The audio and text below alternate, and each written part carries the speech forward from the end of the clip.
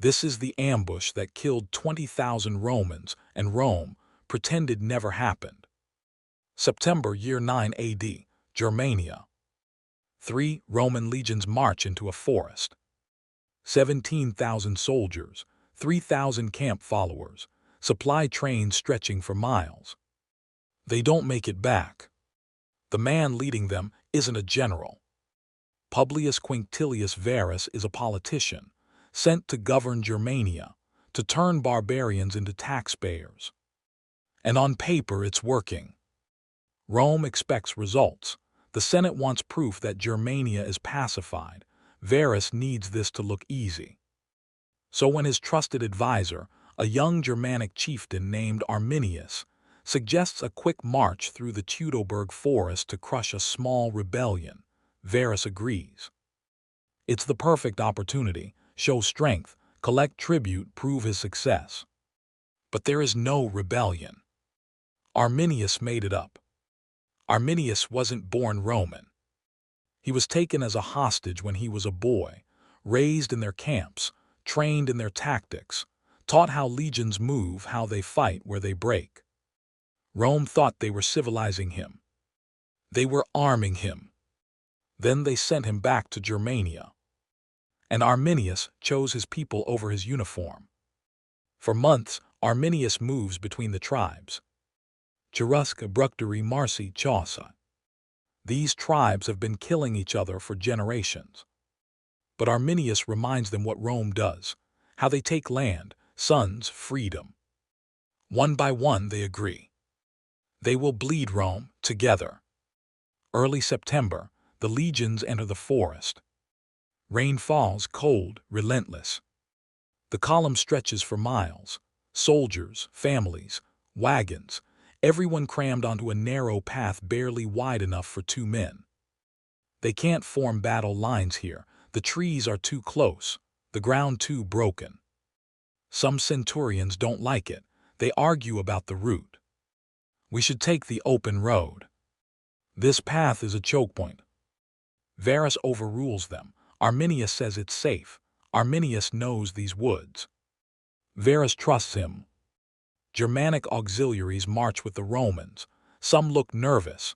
They keep glancing at the trees. A few Roman scouts come back with conflicting reports. Movement in the forest. Probably hunters. Felt like we were being watched. Varus dismisses it, just paranoia. Arminius rides ahead to scout. He doesn't come back. Before we go any further, take a second to support the channel. If uncovering hidden stories of survival, war, and forgotten lives fascinates you, hit the like button and subscribe for more. And drop a comment telling me where you're watching from. It's wild to think that while we're talking about the ancient past, people from all over the world are listening at the same time, connected by curiosity and a love for history. The first javelin comes from nowhere. Hits a soldier, he drops. Then another and another. Romans raise shields, tighten up. But the trees block the horn signals. Officers can't coordinate. Units can't hear each other. The mud does the rest. Shield walls separate, men slip, formation breaks. The Germans don't charge, they don't need to. They just throw, then vanish. The Romans wait. Listening. Nothing. Keep moving, Varus orders. That night they try to build camp. The stakes won't hold, the ground is soup. And from the darkness, the attacks come again. Not enough to overrun them, just enough to kill sentries, steal supplies, keep everyone awake.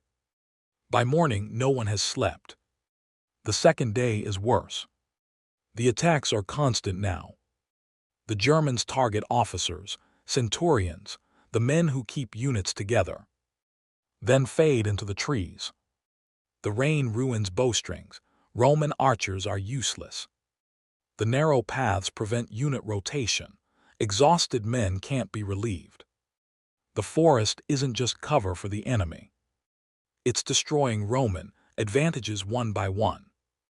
Some of the Germanic auxiliaries start disappearing, slipping away into the woods. Were they ever loyal, Or were they waiting for this? Roman soldiers start looking at each other differently. Who can we trust? Discipline cracks, baggage carts are abandoned, civilians are left behind. Varus still tries to command. Fewer men listen. By the third day, the Romans know.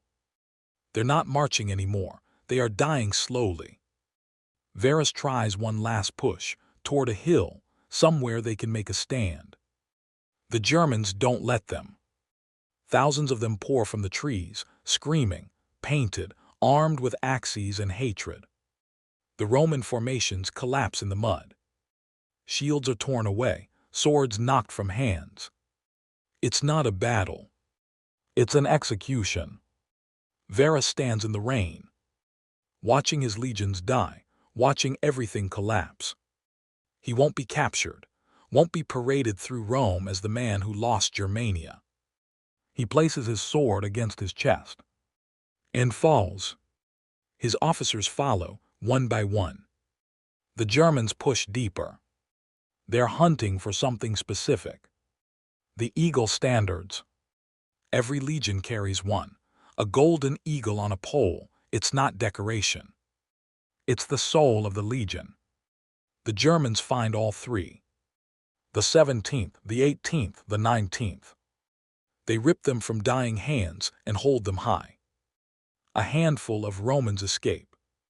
They stumble into Roman camps days later, bloodied, broken, babbling about ghosts in the forest. No one believes them. Then more arrive. The truth becomes impossible to ignore. When word reaches Rome, Emperor Augustus is shattered. For months he wanders the palace, banging his head against walls, screaming, "Quinctilius Varus, give me back my legions." But Varus can't. They're gone. Rome does something it almost never does. It retreats. The legion numbers 17, 18, 19 are never used again. The eagles are never recovered. The soldiers are never honored. Rome pulls back to the Rhine, draws a line, and stops. Veterans refuse to cross that river again. They have seen what's in those woods. In Germania, the captured eagle standards are displayed in sacred groves, proof that Rome can bleed. Walls start going up along the frontier. Rome stops building roads into Germania. They build barriers instead. One forest, one betrayal, one man. Rome didn't lose a battle in the Teutoburg Forest. It lost the future it expected. By nightfall, Rome had lost 20,000 men, and its dream of conquering the north